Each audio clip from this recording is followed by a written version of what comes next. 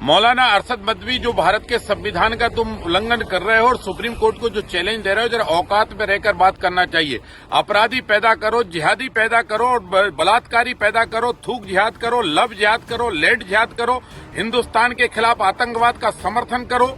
ऐसे करने के बाद वो फिर सुप्रीम कोर्ट से न्याय की उम्मीद करो। क्या तुम आतंकवाद फैलाओगे, हिंदुस्तान में निर्दोषों की हत्या करोगे और सुप्रीम कोर्ट तुमको बिरयानी खिलाएगा? सुप्रीम कोर्ट तुमको फांसी के फंदे पर लटकाएगा?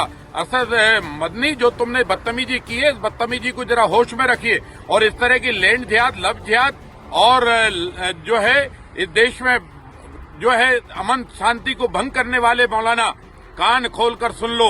अगर तुमने भारत के संविधान का उल्लंघन किया, बाबा साहब अम्बेडकर के संविधान का उल्लंघन किया, तुमने न्यायपालिका पर सवाल खड़ा किया, मैं सर्वोच्च न्यायालय से भी प्रार्थना करूंगा कि इस तरह के देशद्रोहियों को सो मोटो का जो है केस रजिस्टर्ड करके जेल के अंदर डालो। ये भारत के अंदर नए नए जिन्ना पैदा हो रहे हैं, ये भारत में अलगाववाद पैदा करना चाहते हैं, भारत के मुसलमानों को भड़काना चाहते हैं, अपनी रोटियां सेकना चाहते हैं, मुसलमानों से देश में आग लगवाना चाहते हैं। ये थूक जिहाद, लव जिहाद और लैंड जिहाद और सुप्रीम कोर्ट पे सवाल खड़ा करना चाहते हैं। तुम आग लगाओ और सुप्रीम कोर्ट तुमको बरी कर दे। तुम लाल किले पर निर्दोषों की हत्या करो और सुप्रीम कोर्ट तुमको बरी कर दे। अरे तुम्हारे बेटा बेटी पढ़े, डॉक्टर बने तो देश तुमको सलाम करेगा, पर डॉक्टर बनकर अगर बम फेंकेंगे तो उनको भी बम से ही उड़ाया जाएगा। भारत की सेना उनको मिठाई नहीं खिलाएगी। इसलिए ध्यान रखना, आतंकवादियों का समर्थन करने वाले मदनी, सुप्रीम कोर्ट पर सवाल खड़े मत करो। अपने औकात अपनी गिरबान में झांक कर देखो, अपने बदतमीज औलादों को बारे में सोचो।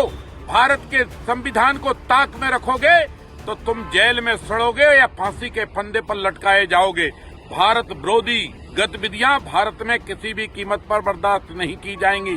तुमने भारत के संविधान का, भारत के न्यायालय का अवमानना की है और तुमने भारत में लैंड जिहाद, लव जिहाद, आतंकवाद और थूक जिहाद जैसे शब्दों को, जिहादी शब्द को मान्यता देकर इससे ये साबित कर दिया है कि तुम्हारी मानसिकता हिंदुस्तान में आग लगाने की है। और हिंदुस्तान की मानसिकता भी क्लियर है कि अब आग लगाने वालों को ही हिंदुस्तान जलाएगा और खत्म करेगा। भारत पर किसी भी दुष्ट की आंच नहीं आने देगा।